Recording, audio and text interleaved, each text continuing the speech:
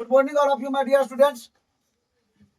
आज मैं आप लोगों के बीच प्राकृतिक संसाधन जो भूमि संसाधन में लेकर के आया हूं और संसाधन का ही को है। संसाधन के पार्ट में जो एक्सरसाइज आपका को है उसी का मैं भूमि संसाधन लेकर के सबसे पहले तो भूमि संसाधन में मैं जान लेता हूं कि भूमि क्या है। हम सभी प्राणी जिन जहां पर निवास करते हैं तो वह हमारा भूमि होता है और भूमि के कई उपयोग होते हैं। भूमि कई तरह से विस्तृत है और सबसे पहले आप देखिए कि भूमि जो होता है भूमि प्राकृतिक संसाधन है। ये इसमें आपको 43% मैदान है, 30% पर्वत है और 27% पठार है। असंगठित का मतलब क्या होता है? मतलब यहाँ यहाँ यहाँ यहाँ देखिए ये असंगठित है ना। असंगठित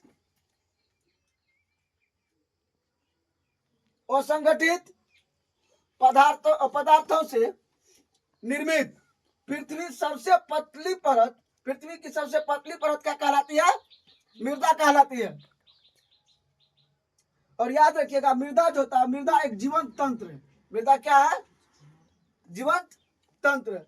अब आप एक क्वेश्चन आता है इतने सारे बातों को हो जाने के बाद कि सर मृदा कैसे बनती है? तो मृदा जो बनती है, मृदा का जो निर्माण होता है वो आपको चट्टानों के टूटने फूटने से होता है। किसके टूटने फूटने से?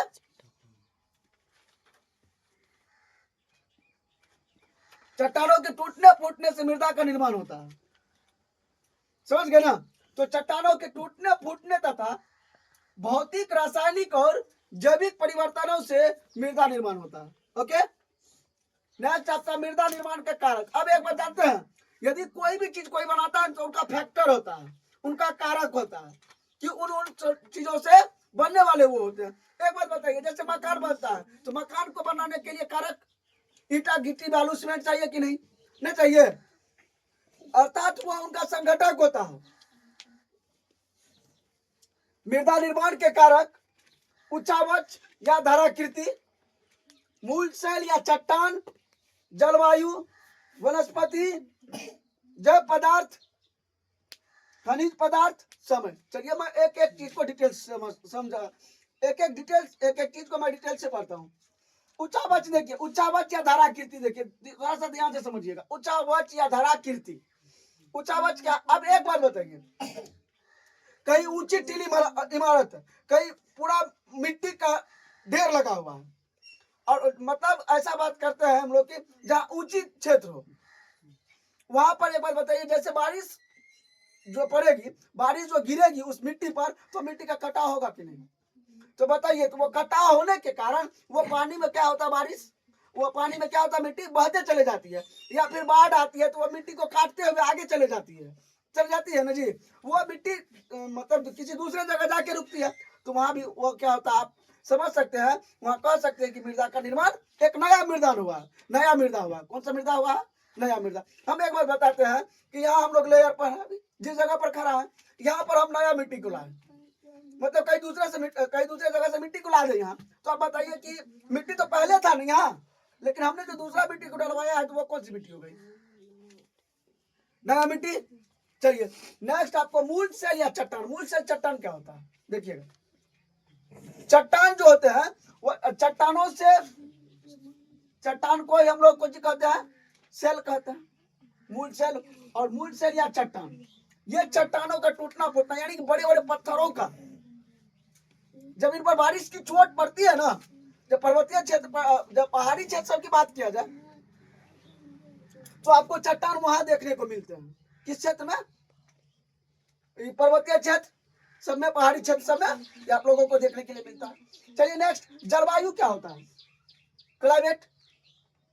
जलवायु भी मायने रखता है। जो व्यक्ति जहां रहता है वह उस तरह का जलवायु, मतलब जलवायु का मतलब क्या हो? ऐसा नहीं कि जल जो वायु बराबर, मतलब वायु से घिरे जल को जलवायु का, ऐसा नहीं। मौसम में जो परिवर्तन होता है, कभी ठंडा, कभी गर्मी, कभी बारिश होती है कि नहीं? तो ये जो परिवर्तन आप देखने को मिलते हैं तो इन सभी के कारण से क्या बनते हैं? जलवायु बनते। क्या बनते हैं? जलवायु। ओके नेक्स्ट आपको वनस्पति। दैट मीन्स आपको मैं बता दूं कि वनस्पति जहाँ अत्यधिक पेड़ पौधा है, जहाँ सबसे ज्यादा पेड़ पौधा लगा हुआ है, वहां के पेड़ पौधा को लगाने से यह फायदा होता है कि वहां का मिट्टी कटाव नहीं होता है, क्योंकि पेड़ पौधा जो होता है अपने जड़ से मिट्टी को क्या करता है, मतलब पूरे तैनात रखता है और उनको खींच के रखता है, वो हटने नहीं, क्योंकि जड़ में सटल ना है। अब एक बात बताइए, इस दीवार में मिट्टी में साट दूं, मिट्टी को लगा दूं, तो बारिश पड़ेगी तो धीरे धीरे ना कटेगी जी, लेकिन ये अपने आप को मिट्टी को तो बनाए रखेगी ना। ऐसा ही पेड़ पौधा है, उनका बताइए क्या मृदा निर्माण में आप उसको कारक नहीं कह सकते हैं, वनस्पति होगा कि नहीं। चलिए खनिज जैव पदार्थ, जैव पदार्थ को इससे पहले हम आप लोगों को जब संसाधन में जैव संसाधन याद कीजिए, जो सजीवों के द्वारा जो मिल रहा था, तो वो हम लोगों का जैव पदार्थ था। जैव पदार्थ होता है एगो अजैव पदार्थ होता है। घटक दो प्रकार का, घटक कितने प्रकार का, दो प्रकार का, कौन कौन, जैविक घटक, अजैविक घटक। जैविक घटक में क्या आता है, सजीव, कुछ सजीव, अजैविक में निर्जीव, समझ गए। चलिए नेक्स्ट, अब खनिज पदार्थ, खनन कार्य के द्वारा निकाला गया पदार्थ। अब एक बात बताइए, ये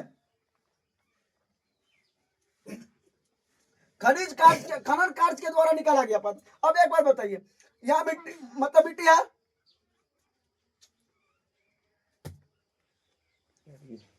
यहाँ मिट्टी है, और मिट्टी को हम क्या करते हैं, मिट्टी को खोदते हैं, इसके अंदर से कुछ चीज निकालेंगे। अब ये मिट्टी को हम दूसरे जगह मतलब काट काट करके क्या करते हैं, दूसरे जगह फैलाते हैं ना, फैलाते हैं। तो बताइए, ओके, उनके बाद देखिए समय, कितने सारों चीजों का काम करने के लिए सबसे पहले अगर हम लोगों के पास समय नहीं होगा तो इतना काम होगा तो समय भी सबसे बड़ा कारक है मृदा निर्माण का। तो मृदा निर्माण का आप लोगों को पूछा जाए कि कितने कारक मेरे डियर, तो क्या कहोगे आप लोग, उचावर 1 2 3 4 5 6 7। मृदा निर्माण में कितने कारक, 7 कारक। कितने कारक, 7 कारक। ओके, अब देखिए मृदा प्रकार, मृदा के प्रकार एवं वितरण। मृदा के प्रकार एवं वितरण वो क्या है कि मृदा के प्रकार एवं वितरण, मृदा जो होता है, मृदा का प्रकार एवं वितरण, सबसे पहले तो आपको जलोढ़ मृदा हो गया, काली मृदा हो गई, उनके बाद लाल एवं पीली मृदा, लेटेराइट मृदा, मरुस्थलीय मृदा, पर्वतीय मृदा। अब मैं इनका वितरण का मतलब क्या होता है, सभी जगह कितने रूप में हुआ, कोई जलोढ़ मृदा है तो वो कितना फैला हुआ है, मतलब भारत के भूमि पर कितना परसेंट वो है, कितना करोड़ हेक्टेयर भूमि पर जलोढ़ मृदा है, तो वो आपको क्या होता है, वितरण। वो क्या होता है, वितरण। चलिए जलोढ़ मृदा को देखते हैं। जलोढ़ मृदा भारत में लगभग 6.4 करोड़ हेक्टेयर भूमि पर है। तो आपको क्वेश्चन में आएगा, आप लोग बीबीडी के या कोई भी गाइड को देखेंगे तो उनमें क्वेश्चन है कि आप लोग, उसमें क्वेश्चन है कि भारत में लगभग कितने हेक्टेयर भूमि पर जलोढ़ मृदा है, तो क्या बोलेंगे आप लोग, 6.4। चलिए नेक्स्ट, इसका गठन कैसे हुआ, इसका गठन कैसे हुआ जलोढ़ मृदा का, तो जलोढ़ मृदा का गठन बालू सिल्ट एवं मृतिका से, बालू सिल्ट एवं मृतिका से। इसमें दो चीज देखा गया, जब बालू सिल्ट एवं मृतिका मिला तो इनमें दो चीज देखा गया। दो चीज क्या देखा गया, तो देखा कि पुराना मतलब खादर एगो मिट्टी था, एगो बांगर। तो खादर और बांगर को क्या कैसे देखा, वो देखिए कि बांगर आयु के आधार पर, किसके आधार पर, आयु के आधार पर कैसे वो बांट दिया। अब एक बात बताइए, यहाँ एक मिट्टी है, यहाँ मिट्टी है कई वर्ष से है, तो कई वर्ष से तो वो तो पुराना हो गया, और उस पर हम न्यू मिट्टी डाल दिए, नया हो गया। उनको दो माध्यम से देखा गया, एक खादर और एक बांगर। तो खादर और बांगर जो है, बांगर मिट्टी, पुराने जलोढ़ मृदा को बांगर कहते हैं, पुराने जलोढ़ मृदा को बांगर कहते हैं। और इसमें क्या क्या क्या क्या मिक्स रहता है, कंकर एवं बजरी, कंकर एवं बजरी, ठीक है। और इस मिट्टी को चलनी विधि द्वारा जो है चालन करके हम लोग कंकर एवं बजरी को हटा देते हैं, समझ गए ना, तब उनका हम लोग उपयोग करते हैं, कोई दिक्कत। नेक्स्ट, खादर, नवीन जलोढ़ मृदा को खादर कहते हैं। नवीन जलोढ़ मृदा को क्या कहते हैं हम लोग, खादर। नवीन का मतलब क्या होता है, नया, नया जलोढ़ मृदा को हम लोग खादर कहते हैं। और इस मृदा में महीन कण होता है, कौन कण, जिनका पते नहीं चलता है। एक बार देखे होंगे कभी काल की चावल सब में अपने लोग कि बड़ा बड़ा पत्थर को बीच के माँ बहने फेंक देती है, लेकिन छोटा छोटा जो रहता है एकदम महीन जो रहता है, उनको क्या करता है, क्या करती है माँ बहने, बताइए, उनको क्या करती है, चौड़ भाई कर देते हैं, और खाने वाला जो होगा ऊपर कंकर पत्थर से अपना फट जाएगा। ठीक, तो इसका इस मृदा में महीन कण होता है। कौन कौन महीन कण? बालू और मृतिका। और यह काफी उपजाऊ होता है। तो बताइए कि कौन सा मिट्टी काफी उपजाऊ होता है? क्यों? क्योंकि उनमें महीन कण पाया जाता है, इसलिए। अब बांगर जो है खादर की अपेक्षा उपजाऊ है। कितना? कम, ज्यादा, बराबर? नहीं के बराबर, कम। बांगर उपजाऊ है, होगा भी तो कंकर पत्थर बिछेगा, ढेर के टाइम लगेगा ना लगेगा। एकरा में जोत दो, कोड़ दो, आलू बुन दो, कल खा लो, काम खत्म। इसको तुरंत समझ गए ना। और आप लोगों को अगर यदि क्लास ये बेहतर लगता होगा तो आप लोग मेरे यूट्यूब चैनल को सब्सक्राइब करें, लाइक करें, शेयर करें, कमेंट्स करें। और जो भी फेसबुक, इंस्टा हमारे जो स्टूडेंट्स हैं, आप लोग इसी तरह से डेली बाय डेली जुड़े रहें। आपको आपका सिलेबस और समय आपका खत्म होगा। जय हिंद।